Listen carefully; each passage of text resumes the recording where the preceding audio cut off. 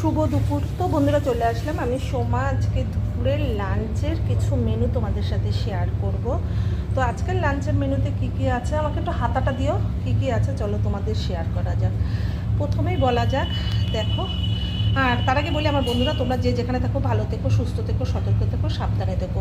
তো আছে গরম ভাত, আছে বেগুন দিয়ে নিম পাতা মানে নিম বেগুন আছে, আচ্ছা আমার জন্য দুটো ডিম সেদ্ধ, আর এটা আছে কালকে সজনে ফুল বাটা করেছিলাম, আজকে পকোড়া বা বড়া করেছি।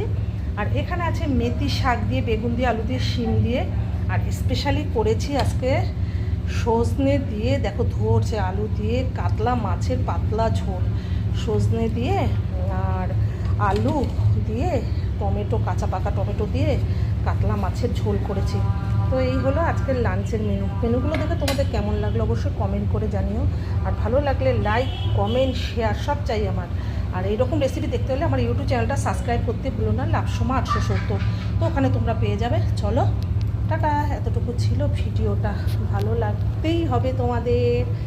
এখন খাবো গরম গরম আর তোমাদের শেয়ার করব।